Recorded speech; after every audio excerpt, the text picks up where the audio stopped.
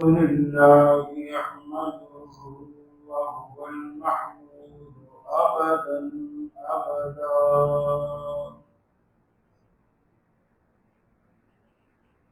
وأستعينه وهو المنعم المولى ونعم النصير ويدا. لا شريك له إلها واحدا أحدا فردا صمدا. وأشهد أن سيدنا وسندنا محمدا عبده ورسوله المبعوث إلى الأسود والأحمر لتتميم مكارم الأخلاق. لا يخلف نبي ولا رسول بعده ولا أمة بعد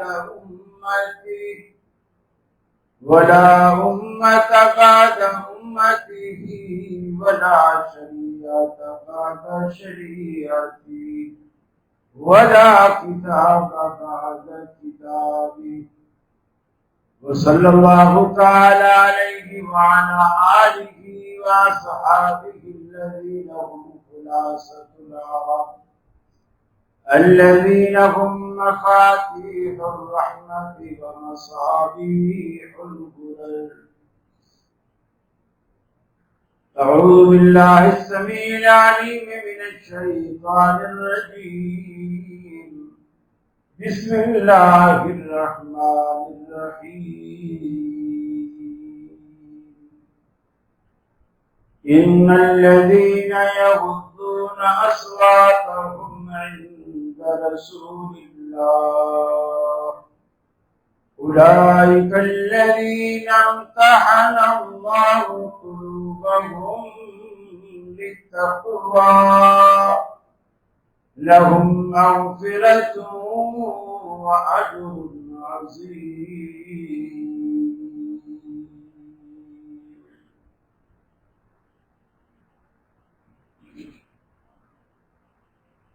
عزیز ساتھی دوستوں، دین کو اگر رسول اکرم صلی اللہ علیہ وسلم کی زبان اقدس سے سنا جائے تو دین آسان، اور جن دو ہستیوں کا ہم نے نام کا کلمہ پڑھا، دین اگر انہی سے لیا جائے تو بھی دین آسان ہے۔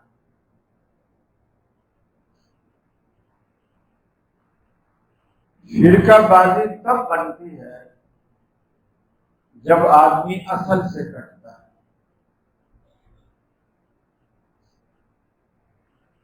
فرقہ ایک کٹی ہوئی شاخ کو بھی کہتے ہیں۔ تنے سے جو ٹہنی کٹ جائے وہ فرقہ ہے۔ اسلام میں تنا کیا ہے؟ قرآن اور حدیث۔ فرقہ کیا ہے؟ جو اس سے کٹ ہے، جو قرآن اور سنت سے کٹ ہے۔ اکثر لوگ یہ بھی سوال کرتے ہیں کہ جس طرح دیگر فرقے ہیں، اہل حدیث بھی ایک فرقہ ہے، اور اللہ نے فرقہ بندی سے منع فرمایا۔ ایک اعتبار سے فرقہ ہم ہیں، ایک جماعت، ایک پارٹی، ایک گروہ، اس کو بھی فرقہ کہتے ہیں، لیکن اصل سے کٹے ہوئے نہیں، اصل سے جڑے ہوئے۔ کیونکہ جو اصل سے کٹتا ہے وہ گمراہ ہو جاتا ہے، اور جو اصل سے جڑتا ہے وہ ہدایت پاتا ہے۔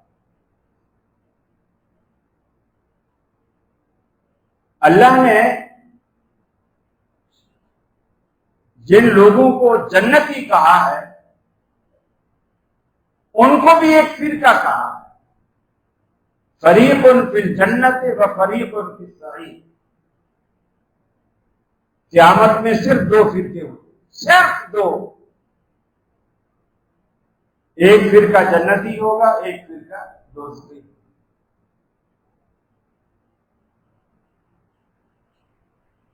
تو جو جنتی ہے وہ بھی فرقہ۔ پھر اللہ کے رسول نے یہ بھی فرمایا کہ بنی اسرائیل میں 72 فرقے بنے تھے، وَتَفْتَرِقُ أُمَّتِي عَلَىٰ 73 مِلَّةٍ، میری امت 73 میں بٹے گی، 73 فرقوں میں بٹے گی، كُلُّهُمْ فِي النَّارِ، وہ سارے دوزخی ہوں گے الا ملۃ واحدہ، یعنی 72 دوزخ میں جائیں گے، ایک جنت میں جائے گا۔ صحابہ نے پوچھا من یا رسول اللہ، اللہ کے رسول کو کون سا فرقہ ہو؟ آپ نے کسی کا نام نہیں بتایا۔ اگر آپ نام بتاتے نا، اس کا یہ نقصان ہوتا کہ آج ہر مسجد میں وہی نام لکھا ہوتا اور کام اپنے اپنے کر رہے ہوتے، اور دلیل دیتے کہ دیکھو ہماری مسجد کے ماتھے پہ لکھا ہوا، یہ تو وہی فرقہ ہے جو جنت میں جانے والا ہے، اللہ کے رسول نے کہا۔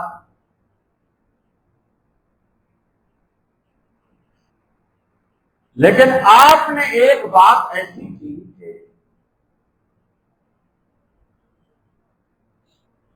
وہ فرقہ وہ ہوگا ما انا علیہ واصحابی، جس مسلک پر، جس راستے پر، جس منہج پر 1400 سال پہلے میں اور میرے صحابہ ہیں، وہ جنت میں جائے گا، باقی سارے دوزخ۔ اب اس میں بہت ساری باتوں کا جواب ہے۔ اب اگر میں پوچھوں کیا صحابی دیوبندی تھے، کیا وہ بریلوی تھے، کیا وہ شیعہ تھے، آپ کہیں گے کیا وہ اہل حدیث تھے؟ یقیناً آپ یہی سوال کریں گے کیا وہ اہل حدیث تھے؟ ہم نام پہ نہیں لگے۔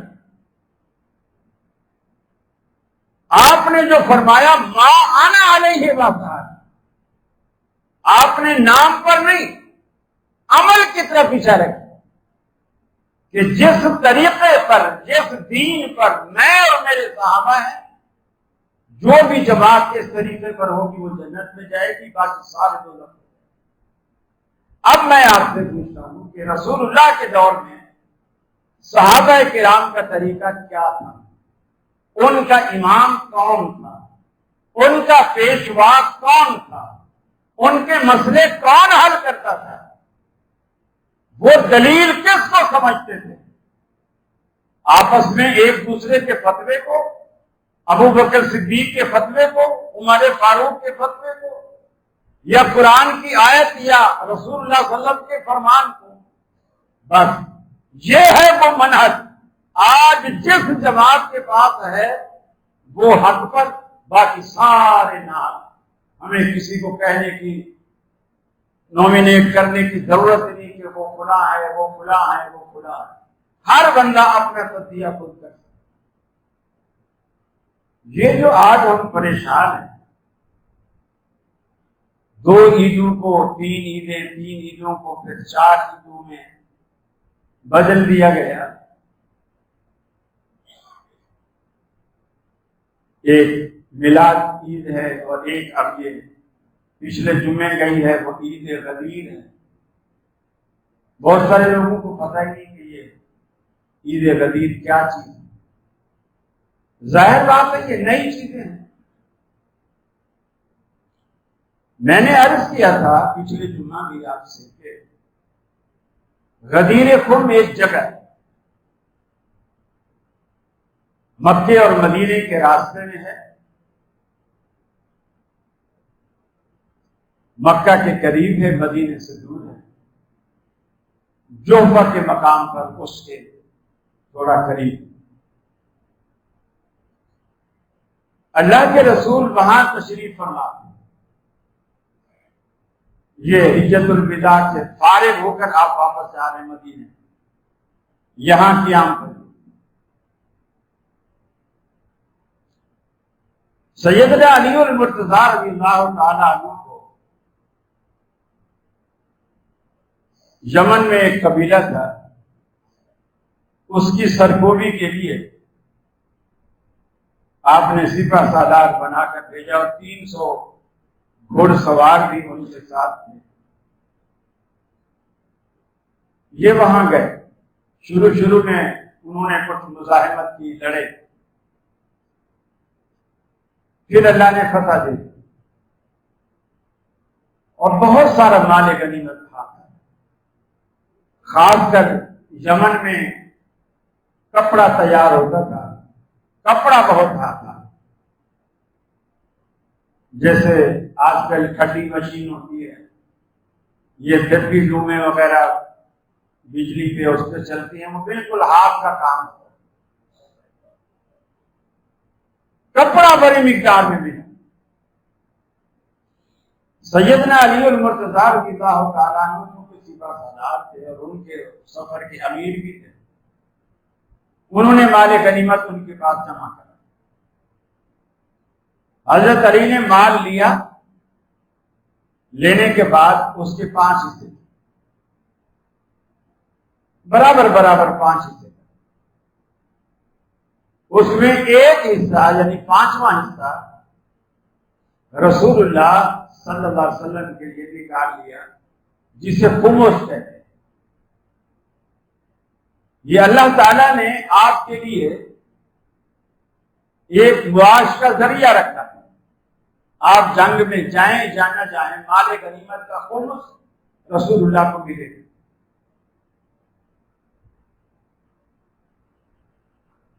میں گورا پیر میں تھا، مجھے وہاں کماڑی والے اکثر آتے تھے، وہ اکثر یہ اعتراض کرتے تھے، مولوی پیسے کیوں لیتے،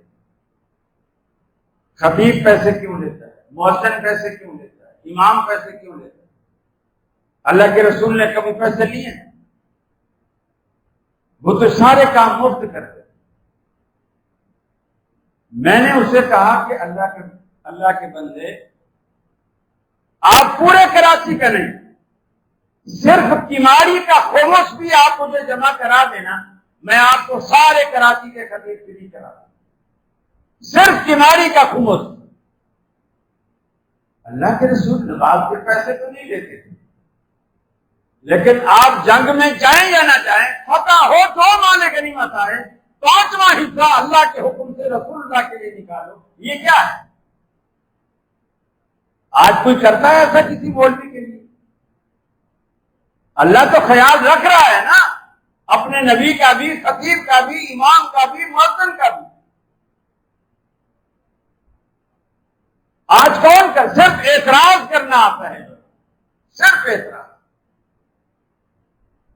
5واں حصہ نکال، خمس نکالنے کے بعد باقی جو تھا مجاہدین نے تقسیم کیا، اور کوئی ایک چادر مجاہدین کو بھی، اس جمنی کپڑے کی، اچھا کپڑا تھا، اس کی دی، کچھ اور بھی سامان دیا۔ پھر جب حضرت علی کو پتا چلا کہ رسول اللہ صلی اللہ علیہ وسلم یہاں جوہفہ کے قریب ٹھہرے ہوئے ہیں، غدیر قوم کے مقام پر، ان کو اشتیاق ہوا کہ فتح تو ہو ہی گئی ہے، میں آپ سے جا ملتا ہوں، فتح کی بشارت بھی سناتا ہوں۔ پیچھے ابو رافع رضی اللہ تعالیٰ عنہ تھے، ان کو امیر مقرر کیا اپنی جگہ۔ جب نیا امیر آیا تو صحابہ کرام نے ان سے کہا کہ جی حضرت علی نے ہمیں ایک چادر دی ہے، یہاں تو مال تو بہت سارا آیا ہے، خاص کر کپڑا تو بہت آیا ہے، آپ ہمیں 2 چادر۔ انہوں نے کہا کوئی بات، کہتے ہیں نا مال مفت دل پہ رہے، انہوں نے 2 چادریں دی۔ جب حضرت علی کو پتا چلا کہ لوگوں نے دو دو چادریں لے لی، وہ سمجھ گئے کہ یہ قومس میں سے انہوں نے نکالا۔ پوچھا تو انہوں نے کہا ہم نے ابو رافع سے لیا، انہوں نے لیا۔ انہوں نے ایک ایک چادر واپس کی۔ اب یا تو کوئی چیز کسی کو دو نہیں، اور اگر دو تو پھر لینا بہت مشکل ہوتا ہے، اور اگر دے بھی دے کوئی تو دل میں برا تو ضرور منائے کہ یار وہ اچھا تھا، اس نے ہمیں چادر دلائی اور یہ دی ہوئی چادر بھی ہم سے لے لی۔ اب دل میں تھوڑا سا حضرت علی رضی اللہ تعالی عنہ کے بارے میں ایک جسے کہہ لیجیے، چلو بغض بھی کہہ لیجیے، تھوڑا سا دل میں آ گیا، صرف انہی لوگوں کے جو اب یمن کا مال لیا اور پھر کچھ اس میں سے واپس کرنا پڑا، انہی لوگوں کے دل۔ کچھ لوگوں نے آ کر غدیر خم کے مقام پر جہاں اللہ کے رسول ٹھہرے ہوئے تھے، حضرت علی کا گیلا شکوہ شروع کر دیا کہ یا رسول اللہ انہوں نے ایسا کیا، انہوں نے ویسا کیا، کوئی انصاف نہیں کیا ہمارے ساتھ، ابو رافع نے اتنا چیزیں ہمیں دی تھی، انہوں نے ساری لے لی، ایک ایک چیز ہمیں پکڑا دی وغیرہ۔ آپ کو یہ بات سخت ناگوار ہوئی، کیونکہ حضرت علی نے کوئی فیصلہ غلط نہیں کیا، حضرت علی کا فیصلہ ناگوار نہیں گزرا، ان کا شکایت کرنا ناگوار گزرا۔ جب انہوں نے شکایت کی تو اب رسول اکرم صلی اللہ علیہ وسلم نے، یہ 18 ذی الحجہ کی تاریخ تھی، آپ نے ایک خطبہ ارشاد فرمایا جس میں حضرت علی کی فضیلت بیان کرنا، اور ان فضیلتوں میں ایک بات آپ نے یہ بھی کہی کہ من کنت مولاہ فہذا علی بن مولا، جس کا میں مولا ہوں علی بھی اس کا مولا۔ لیکن پہلے آپ نے مولا خود کو کہا، پھر علی کو کہا، اور مولا کا لفظ کثیر المانی ہے، اس کے معنی سردار بھی ہیں، اس کے معنی غلام بھی ہیں، جتنا الٹ معنی سردار اور غلام، دوست بھی ہیں، آقا بھی ہیں، ساتھی بھی ہیں، نیک بھی ہے۔ لیکن دنیا کی کسی لغت کی کتاب میں مولا کے معنی خلیفہ نہیں، خلیفہ نہیں ہے۔ یہ ذاکروں کی کارستانی ہے جنہوں نے رنگ میں بھنگ ڈالا اور کہا کہ بس فیصلہ ہو۔ اللہ کے رسول نے جو لوگوں نے گلے کیے تھے، سب کے منہ بند کرنے کے لیے آپ نے کہا تھا جس کا میں مولا ہوں اس کا علی مولا ہے، یعنی جو مجھے خلیفہ مانتا ہے وہ علی کو بھی خلیفہ مانتا ہے، حالانکہ یہ معنی نہیں تھی۔ آپ کا مطلب یہ تھا کہ جسے میں محبوب ہوں وہ علی سے نفرت نہیں کر سکتا، وہ علی کو بھی محبوب جانے گا، علی سے بھی محبت رکھے گا جسے میں محبوب ہوں۔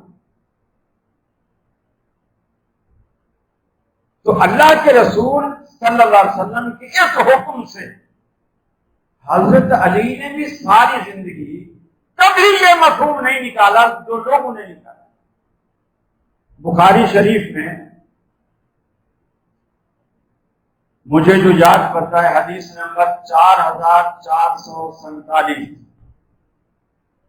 بڑی طویل روایت،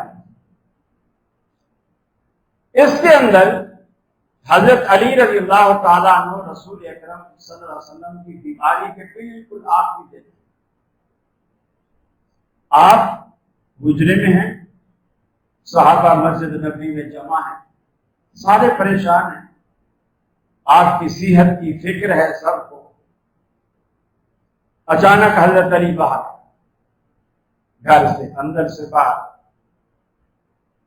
صحابہ جمع ہو گئے، پوچھنے لگے علی کیسی طبیعت ہے رسول اللہ صلی اللہ علیہ وسلم؟ انہوں نے فرمایا افاقہ ہے، یعنی پہلے سے بہتر۔ صحابہ نے کہا الحمدللہ، اچھی بات ہے۔ حضرت عباس رضی اللہ تعالی عنہ وہاں موجود ہیں، حضرت علی کو پکڑ کے علیحدہ لے گئے، اور یہ بخاری میں ساری طویل حدیث موجود ہے۔ سیدنا علی المرتضیٰ سے کہا علی میں بنو عبد المطلب اور بنو ہاشم کے چہروں پہ موت کے آثار پھانک لیتا ہوں ان کے مرنے سے پہلے۔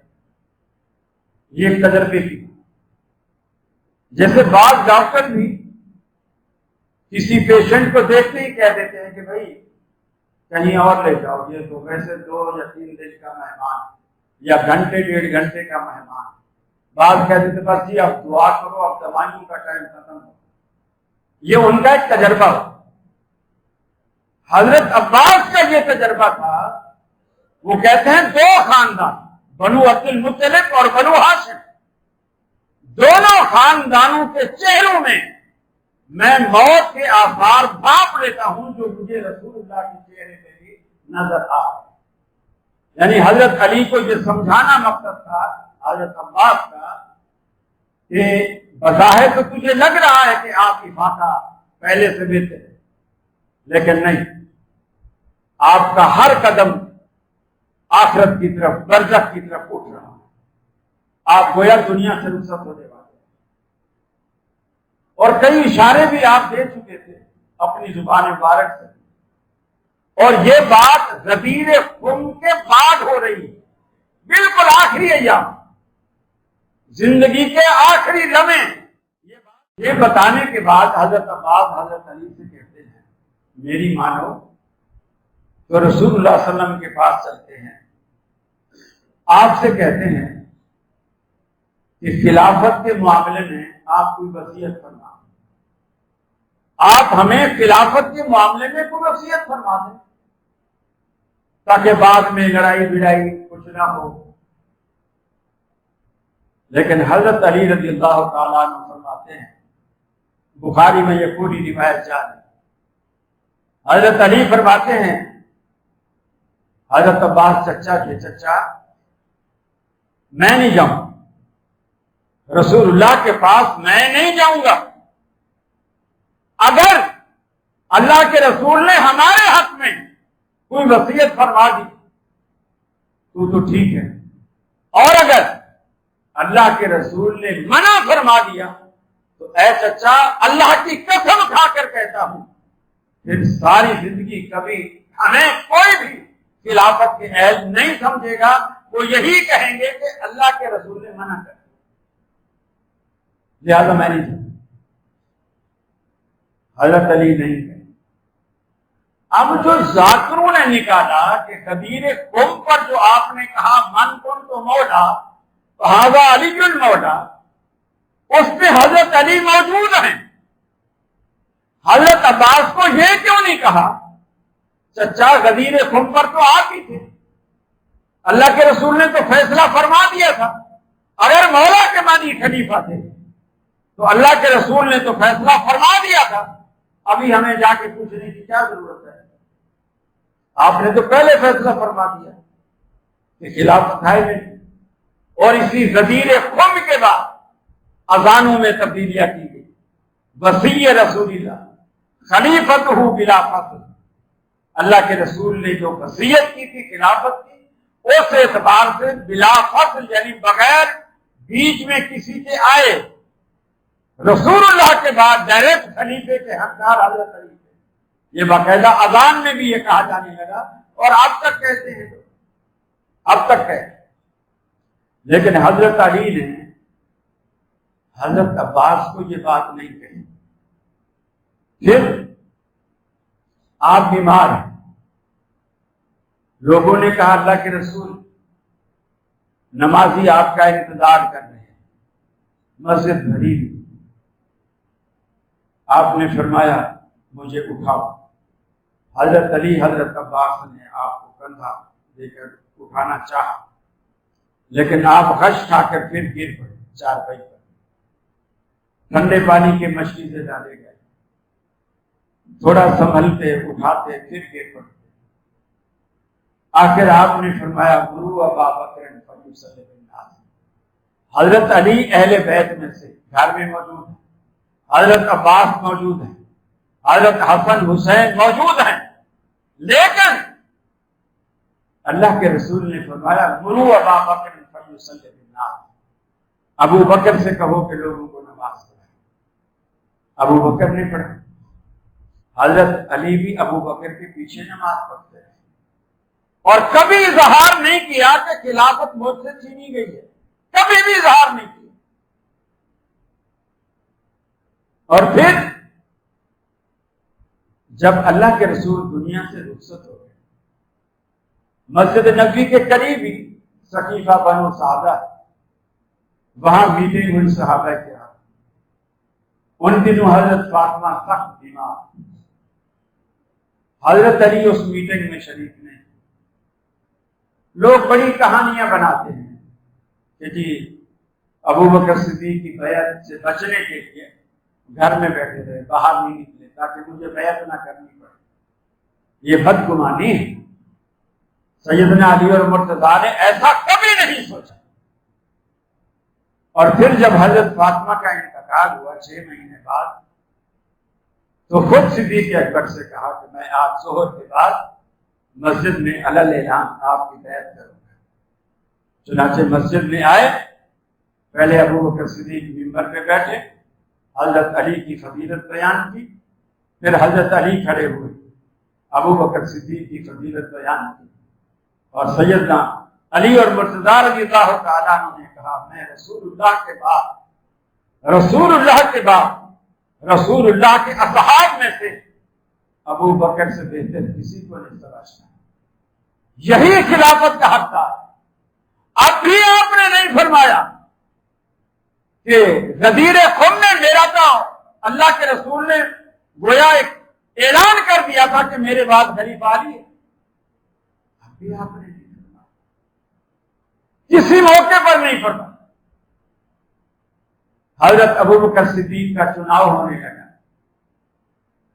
ایک جو فتنہ کھڑا ہو، مہاجر کہیں خبردار خلیفہ مہاجر ہوگا، انصار کہیں خبردار خلیفہ انصاری ہوگا۔ تیسرا گروہ کھڑا ہوا، اس نے کہا میاں کیوں لڑتے ہو؟ انصار اپنا خلیفہ بنا لے، مہاجر اپنا خلیفہ بنا لے، کوئی 2 خلیفے بنا لے۔ اللہ اللہ خیر سلام۔ اس وقت بھی حضرت علی نے نہیں کہا کہ تم جس مسئلے پر لڑ رہے ہو یہ فیصلہ تو اللہ کے رسول کر کے گئے ہیں کہ میرے بعد خلیفہ علی ہے۔ حضرت علی نے کبھی یہ بات نہیں کی، حضرت عباس نے بھی نہیں کی کہ فیصلہ تو علی کے حق میں ہو چکا تھا۔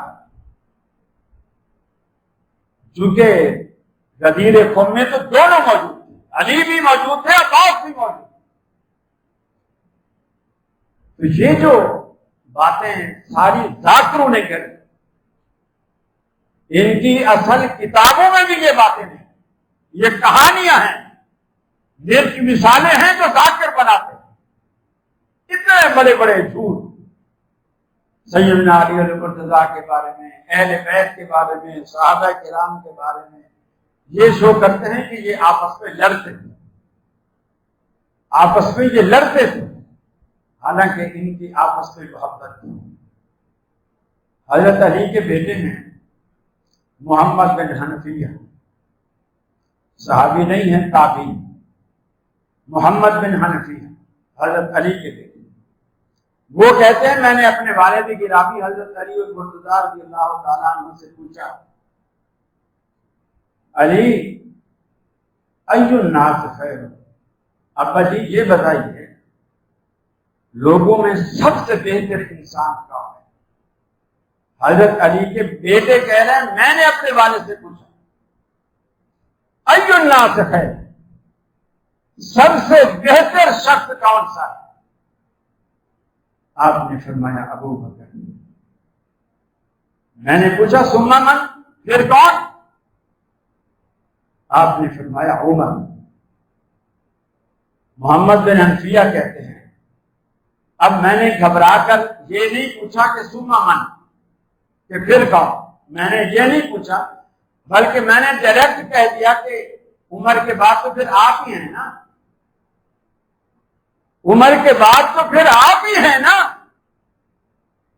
آپ نے فرمایا نہیں بیٹا، میں ایک عام مسلمان، میں ایک عام مسلمان، یہ سیدنا علی اور مرتضیٰ رضی اللہ تعالی عنہ کے جو تینوں خلیفے ہیں ان سے محبت اور اپنا عجز و انکسار، یہ ہے جو خود کو کچھ نہیں سمجھتے، سب کو دوسرے کو سمجھتے، اور کبھی ایک موقع پر بھی یہ ظاہر نہیں کیا کہ خلافت میرا حق تھا جسے چھینا گیا، کبھی نہیں۔ یعنی جس کا حق ہے وہ تو بول ہی نہیں رہا، وہ کہہ ہی نہیں رہا،